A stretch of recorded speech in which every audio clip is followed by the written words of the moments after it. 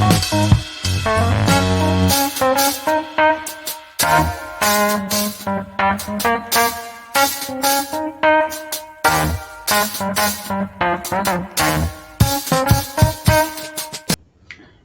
and welcome to this edition of This Is Your Golden Ticket to EdTech Tips and Tricks with Gold EDU.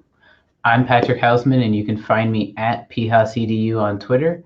And this session is going to be all about Chrome instant searches and really about really good tips and tricks connected to Google search as well. So we're going to start with instant searches, but we're really going to go beyond that to learn some really cool other stuff as well. So let's go ahead and jump right in. So what is an instant search? Well, if you think about it, instant means obviously right away. As soon as you type it, this thing happens. So unlike a regular search where you maybe get some results and then you have to dig down through, these instant searches are meant to be things that you can do and you instantly get what you need without really having to dig through or go through the information at all. So Eric Kurtz has 2 blog posts that are fantastic resources to really learn about a lot of these and see them in one place. So for instance, you have Google's Flip a Coin. If I come to a Google search and I type in flip a coin, you can see it'll finish it for me. I get a coin on my screen instantly that is flippable, and I can flip it again as many times as I might need. Another really popular one is a timer. A lot of our teachers use a 15-minute timer for their stations or their centers during the day. So if I type in 15-minute timer, and I'm going to go ahead and correct this before I hit enter so that it's just 15-minute timer, you can see I instantly get that timer on my screen that is counting down, and I can even have the sound go off at the very end, or I can mute that as it's going so there wouldn't be a sound. Again, a lot of our teachers use it for the centers or rotations, so they're going to leave that sound on so the students hear it at the end. And there are a ton of others of these instant searches, and we're not going to go down through all of them, but you can see as I do a fairly slow scroll down this page, you can see things like rolling a die. If you type define in any word, you're going to get those. And sometimes we get those definitions by accident, but this shows you what Google is looking for to kind of automatically trigger those instant searches. You can search for time, and in particular, you want to do time and a place. That way it'll do that time conversion for you instantly, so you know exactly what time to schedule something, whether it be a meeting or a live stream, whatever it might be. We hit timers. Obviously, you can do calculators, unit conversions, currency conversions, area, and one of the ones that kind of blew my mind is right underneath volume here, and it's graphing equations. You can actually put in really complex equations straight into the Omni box, which is your top bar up here in Google Land, or into that search box as we did for 15-minute timer, and it's going to be able to graph that equation for you instantly. And it can be a really complex equation. I have seen examples of this where the equation was long enough, complex enough, that it actually drew like a rose on the coordinate plane with what the equation would have equaled. So right here, you see the example of just 2 to the x minus 3, but it can be a whole lot more complex than that. One of the ones you probably hope your kids don't discover is animal sounds. You can type in what does the blank say for a variety of different animals and get a little sound bite that you can play for a ton of them. And those of you that remember, this came out fairly closely to when What Does the Fox Say song came out. So you can relive that, and you're welcome. Different calories, counters, images, translations, tons of different things that you can look up. And if that wasn't enough, as you scroll down through and you see a bunch of these different things, you can also look to Eric Kurtz's second post, which is 15 more instant searches that come from Google, and you can get things like a spinner. And the nice thing about the spinner is it's not just the spinner. You can actually have it put numbers on it, control that amount of numbers, or that number of numbers, if you will. That'll let you kind of randomly choose different things within your room. You can also randomly generate numbers. There is an Earth Day quiz, and this video, whether it gets published or not on this day, is actually being made on Earth Day. So it is a really cool thing to see on that. Breathing exercise. can be really powerful, especially during the times of COVID and other kind of stressful times. These 1 minute kind of breathing exercises can really help to kind of center yourself again and kind of relieve some of those stresses so many of us are feeling right now. You'd be amazed at what 1 minute can do. You can do tip calculators. You can pick color code out so you can go to different parts in your website, make sure that matches. Speed test. You could even do a bubble level, which of course is probably going to be more helpful on a mobile device. And a few others as you come down through, including a few built-in games, including Minesweeper, Solitaire, Pac-Man, Snake, and Tic-Tac-Toe. So you can see some of these instant searches are educational, distinctly so, and have a really nice place that can help teachers in the classroom, but others you're also going to note are not so educational.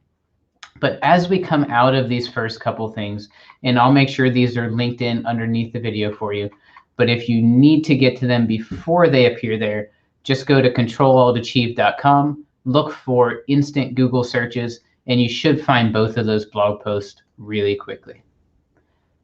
Some other things that you may want to explore that kind of go out of these instant searches, but play really nicely to help you find what you're looking for in Google quickly and easily. One of them is refining web searches, and this comes straight from the Google help page. And you can see as I come down through, it's going to talk to me about different things. Like if I just want to search social media, I can include @Twitter in front of what I'm searching, and it's only going to search Twitter. That's going to work with all your other platforms as well.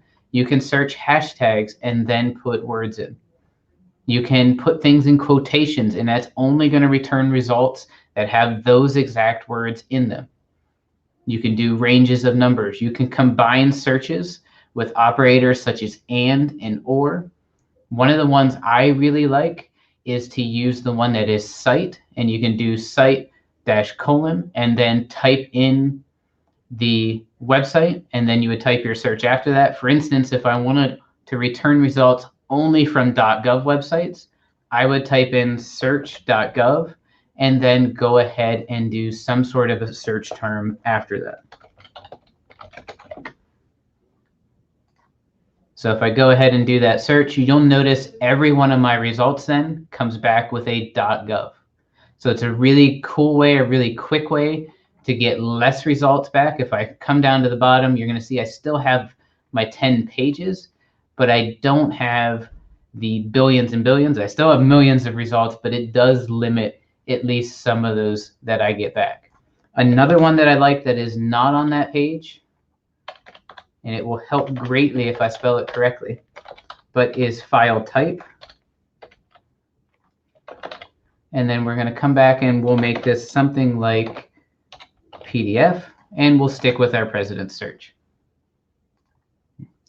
Too specific on this. Let's try if I take out the dot. There we go. So you want to do file type PDF without the dot, and you'll notice what comes back. Every one of these results is a PDF.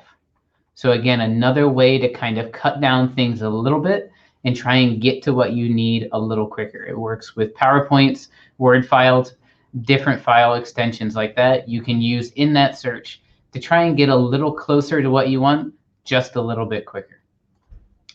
Another thing that is fairly new in the land of Google is being able to search for resources on STEM topics that'll give you practice problems, kind of help resources, and a whole lot more just in the Google search.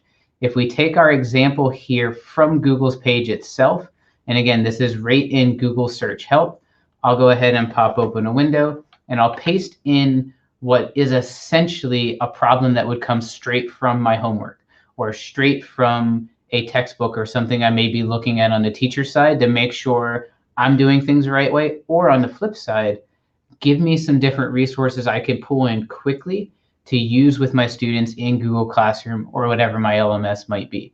So if I come down from the top, you're going to see I searched just that question, and I have this new part at the top that is questions and answers. And you can see instantly I get things from the question.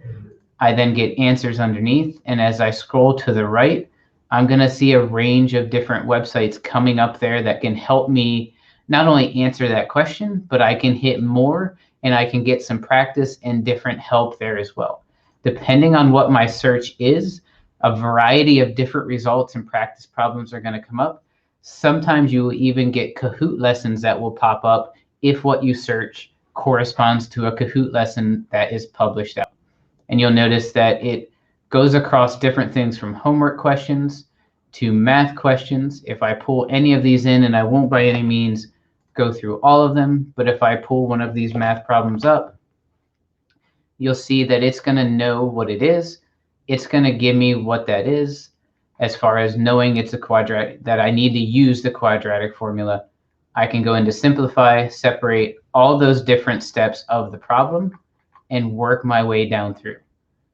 And this works for a variety of different things. You can see I have study and STEM topics here, and I can also use it to find practice problems. So really cool stuff built into Google search. And if that hasn't quite gotten geeky enough for you yet, and you want to dive a little bit deeper, you can check out something like the Google Search Education page, which, as you can see here, is going to give you links to live lessons, or sorry, lesson plans, as well as live trainings to really dive into not only how search works, but how you can teach your students really fundamental tips and tricks and really just skills they need to be able to find things quicker, be able to simplify their research, and make sure they're getting factual information that they can really use.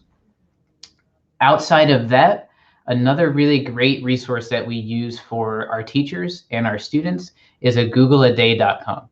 This is a really simple website that gives you a gamified experience to really practice and hone your searching skills. You'll get a question asked. Normally they're fairly hard because they want you to have to search to get the answer.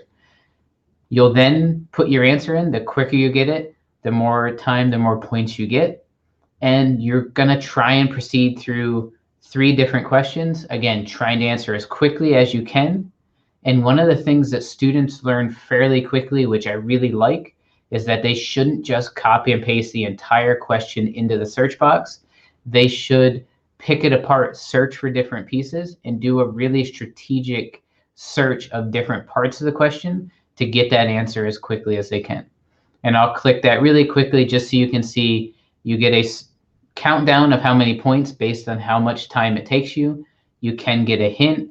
You can also get first letters. So there's some scaffolding built in there. And my favorite scaffold built in is being able to click on tips and tricks right there and get some of these really quick refinement tools or limiters that can give me things like file type, definitions, how I can get to a calculator, and how I can get more information built right in there with a link to learn more too.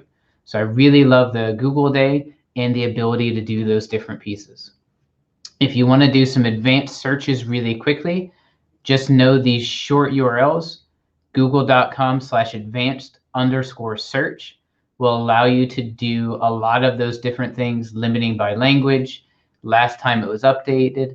You can also do file type and usage rights there. And you can do the same thing with an image search, and that's google.com/advanced_image_search. And last but not least, I wanted to touch on very briefly searching for an image and some of the cool tools you have available there. One of my go-to safe searches is searching for puppies. Normally, you don't get a whole lot of negative images there that would be inappropriate. But with that search, I'm going to look for tools right under the end of the search bar. And you can see that I get options for size. One of the big things I point out to our students, if they're doing a presentation, is automatically come to size, click on large. So when they present with those images, they're not going to have any distortion or issues going on there. You can also do by color. A favorite there is transparent, so you can bring those images into a presentation without that white box around them. Type, you can bring in GIFs or search for clip art depending on your purpose and what you're looking for. Maybe you want current images, so you might want to adjust that time drop down. And again, another one of my favorites, and the last one I'm going to share today, is usage rights, where you can look for things for Creative Commons and also things that are commercial and other licenses. Again, so we can try and teach good citizenship, get to images not only quickly that we can use, but ones that we may be able to use even copyright free. So I hope this was very helpful for you. I hope you learned not only about Chrome instant searches, but a few more awesome Google search tips as well that will help you get to that information quicker, easier, and again, help you find exactly what you're looking for. I hope you enjoyed this tip from Gold EDU. Make sure you check out the bit.ly link there for the feedback form. Check us out at goldedu.org. And if you haven't, connect with us on social media at Gold EDU LLC, and make sure you subscribe to the YouTube channel as well, and set up reminders for upcoming sessions as well. Thank you.